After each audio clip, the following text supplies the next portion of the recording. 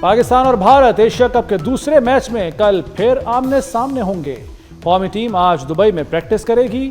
Pakistani team میں 1 سے 2 تبدیلیاں متوقع۔ کھلاڑیوں کا جذبہ بلند، جم کر کھیلنے کا عزم۔ میچ سے پہلے پریس کانفرنس میں بھارتی کپتان پاکستانی کھلاڑیوں سے ہاتھ نہ ملانے کی بات گول کر گئے۔ صحافی نے پوچھا، آپ نے میچ اچھا کھیلا، کیا باقی سب بھی اچھا کریں گے؟ سوریہ کمار جواب گول کر گئے، کہا جی ہم کل بھی اچھی بالنگ کریں گے۔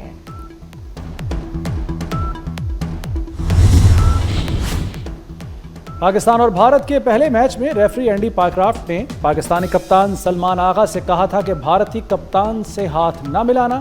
پاکستان نے میچ ریفری کی اس حرکت پر ICC کو سخت احتجاج ریکارڈ کرایا۔ پائیکرافٹ کو پاکستان کے شدید رد عمل کے بعد معافی مانگنا پڑی تھی۔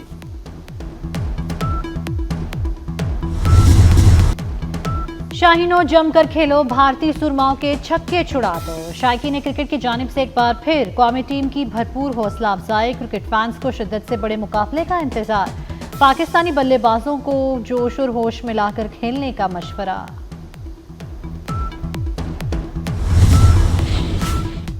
چیئرمین PCB محسن نقوی کی پاکستانی ٹیم سے ملاقات۔ چیئرمین PCB نے ICC اکیڈمی میں کھلاڑیوں کا ٹریننگ سیشن دیکھا۔ ملاقات کا مقصد کھلاڑیوں کا حوصلہ بڑھانا ہے۔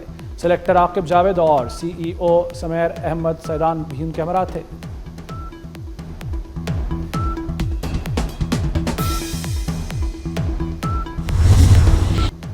جلال پور پیروالا کے قریب موٹر وے کا ایک حصہ سیلابی ریلے بہا لے گئے۔ سڑک کو مزید نقصان سے بچانے کے لیے پانی کو راستہ دینے کا فیصلہ۔ ڈپٹی کمشنر ملتان کے مطابق نیچے پلرز کو ہٹا کر پانی کو مزید راستہ دیا جائے گا۔ دریا ستلج کا پانی موٹر وے کے نیچے سے ہوتا ہوا چناب میں شامل ہوگا۔ جھانگڑا سے ملتان انٹرچینج تک موٹر وے 8ویں روز بھی بند۔ ٹریفک کو متبادل راستوں سے گزارا جا رہا ہے۔ ترجمان موٹر وے کہتے ہیں انٹرچینجز کے علاوہ ملتان سے سکھر موٹر وے پر سفر کیا جا سکتا ہے۔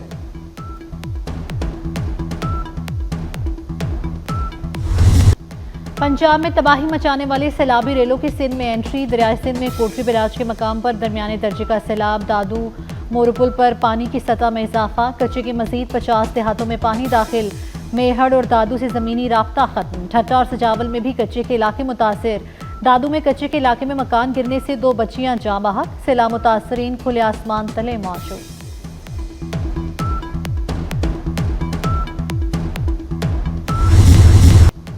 بورے والا اور لڈن میں پانی کم ہونے کے باوجود متاثرین کی مشکلات کم نہ ہو سکیں۔ احمد پور سیال میں پینے کے لیے صاف پانی بھی نایاب۔ پاک پتن میں سیلاب متاثرین واپس لوٹنے کے بعد گھروں کی تباہی دیکھ کر پریشان۔ قبولہ کے سیلاب متاثرین تباہ حال گھروں کو دیکھ کر غمزدہ۔ کہتے ہیں سیلاب سے فصلیں اور گھر مکمل تباہ ہو گئے۔ حکومت ہی ہمیں پھر سے پاؤں پر کھڑا کر سکتی ہے۔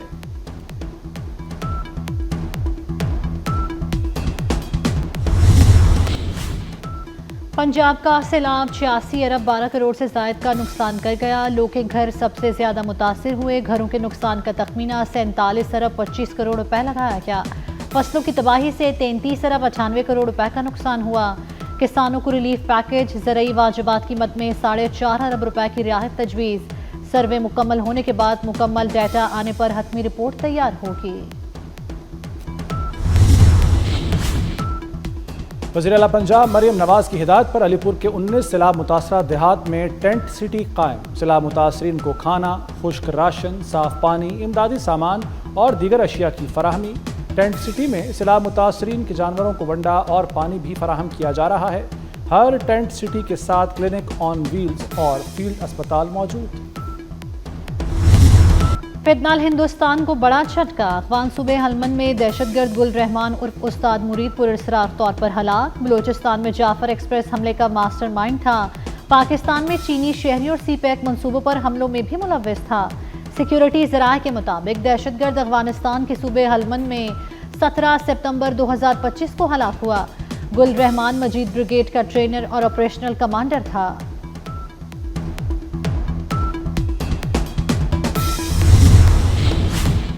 وزیراعظم شہباز شریف کا دورہ برطانیہ۔ لندن میں آج وزیراعظم اوورسیز پاکستانیز فاؤنڈیشن کی تقریب سے خطاب کریں گے۔ برطانیہ میں 2 دن قیام کے بعد امریکہ جائیں گے۔ شہباز شریف 26 ستمبر کو اقوام متحدہ کی جنرل اسمبلی سے خطاب کریں گے۔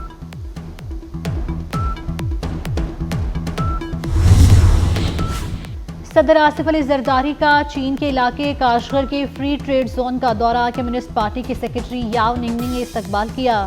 فری ٹریڈ زون کی اہمیت اور کام کے طریقہ کار پر بریفنگ دی گئی۔ آصف علی زرداری نے وسط ایشیائی ممالک، یورپ، جنوبی کوریا اور جاپان کے سٹالز کا معائنہ کیا۔ صدر پاکستان نے چین کی تیز رفتار معاشی ترقی کو سراہا۔ سلیم مانڈی والا اور سندھ کے صوبائی وزیر ناصر شاہ بھی اس موقع پر صدر کے ہمراہ تھے۔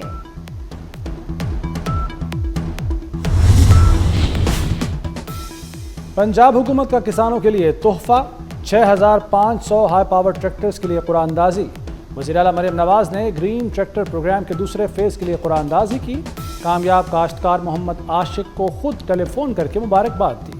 وزیر اعلیٰ سے جرمن ادارے ہوپ چلڈرن کینسر سینٹر کے وفد کی ملاقات، سربراہی جرمن پیڈریاٹرک انکالوجسٹ ڈاکٹر سٹیفن مائیکل نے کی۔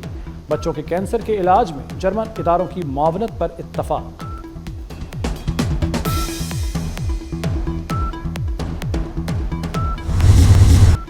وفاقی وزیر صحت مصطفیٰ کمال نے اعلیٰ مثال قائم کر دی۔ سروائیکل ویکسین کے مخالفت کرنے والوں کے منہ بند کر دیے۔ کراچی میں بیٹی کو سروائیکل کینسر سے بچاؤ کی ویکسین لگوانے خود سینٹر لے آئے۔ قومی ویکسینیشن مہم کی تقریب سے خطاب میں کہا، آج تمام لوگ کے سامنے میں نے اپنی بیٹی کو ویکسین لگوائی۔ اپنی بیٹی کی طرح قوم کی سب بیٹیاں عزیز ہیں۔ اپنی بیٹی سے کہا تم میڈیا کے سامنے آؤ اور ویکسین لگواؤ۔ میڈیا کے سامنے فیملی کو لانا مشکل کام تھا۔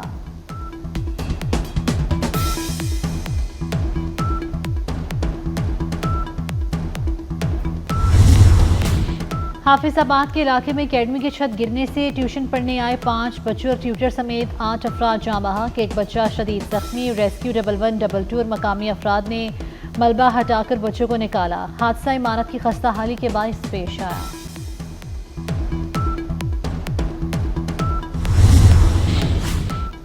ٹک ٹاکر ثنا یوسف کے قتل کے الزام میں گرفتار ملزم کا صحت جرم سے انکار۔ ڈسٹرکٹ اینڈ سیشن کورٹ اسلام آباد میں کیس کی سماعت، عدالت نے فرد جرم عائد کر دی۔ ملزم کا صحت جرم سے انکار، کہا جو آپ کہہ رہے ہیں ایسا کچھ نہیں کیا۔ کیس کی مزید کارروائی اگلی سماعت سے شروع ہوگی۔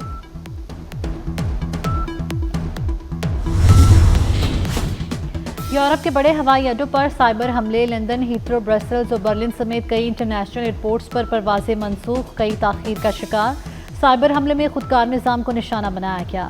چیک ان اور بورڈنگ سسٹمز جیم ہو گئے۔ ہزاروں مسافروں کو مشکلات کا سامنا۔ بکنگ اور بیگیج ہینڈلنگ کو کمپیوٹرز کے بغیر چیک کرنا پڑا۔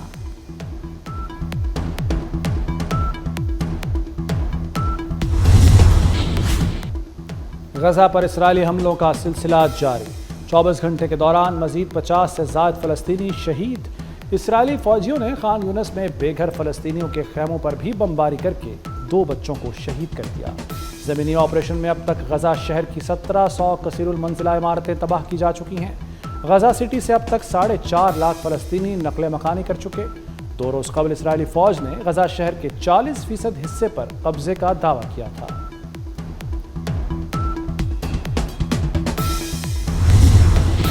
پرتگال نے بھی فلسطین کو ریاست تسلیم کرنے کا فیصلہ کر لیا۔ باضابطہ اعلان کل کیا جائے گا۔ غیر ملکی میڈیا کے مطابق اقوام متحدہ کی جنرل اسمبلی میں کئی ممالک فلسطین کو ریاست تسلیم کرنے کا اعلان کریں گے۔ فرانس، برطانیہ، آسٹریلیا، کینیڈا، بیلجیم فلسطین کو ریاست تسلیم کرنے کا اعلان کر چکے۔ 22 ستمبر کو اقوام متحدہ میں سعودی عرب اور فرانس کی مشترکہ سربراہی میں فلسطین کے معاملے پر اجلاس ہوگا۔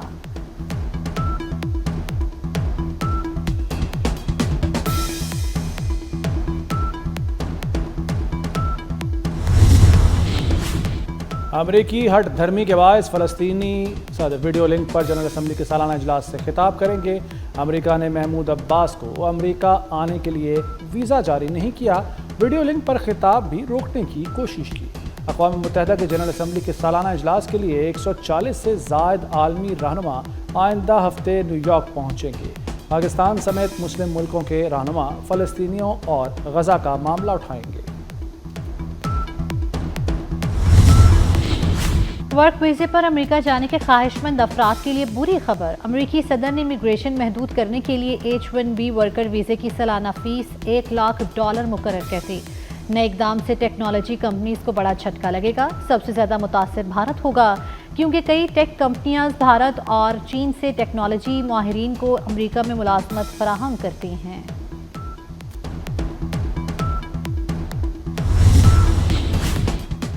मोदी जी ये है आपकी औकात। कांग्रेस रहनुमा और अपोजिशन लीडर राहुल गांधी अमेरिकी H-1B वीजा फीस में इजाफे पर भड़क उठे। कहा मोदी एक कमजोर वजीर आजम हैं।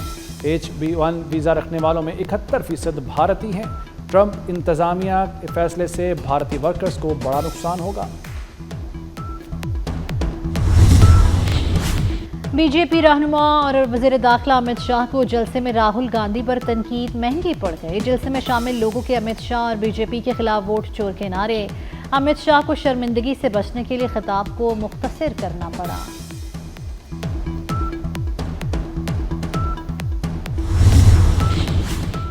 अमेरिका का मनशियात स्मगल करने वाले एक और जहाज पर हमले का दावा। अमेरिकी फोर्सेस ने बहरी जहाज पर हमला करके 3 अफराद को हलाक कर दिया। अमेरिकी इंटेलिजेंस के मुताबिक बहरी जहाज मनशियात स्मगल करने की कोशिश कर रहा था। दूसरी जानिब वेनेजुएला ने अक़वाम मुत्तहिदा से अमेरिकी हमलों की तहकीकात का मुतालबा कर दिया।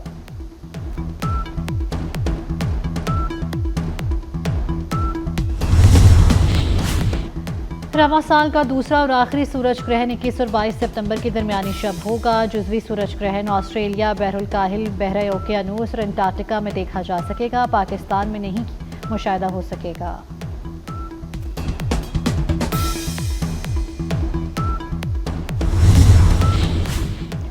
करतारपुर में बाबा गुरु नानक गुरुद्वारा में ज्योति जोत की 3 रोज़ा तकरीबात। दुनिया भर से सिख यात्रियों की आमद का सिलसिला जारी। पाकिस्तान प्रबंधक कमेटी और इंतजामिया की जानिब से मेहमानों का इस्तकबाल किया गया। भारत ने सिख यात्रियों को मजहबी तकरीबात में शिरकत की भी इजाज़त नहीं दी। मरकज़ी तकरीब 22 सितंबर को होगी।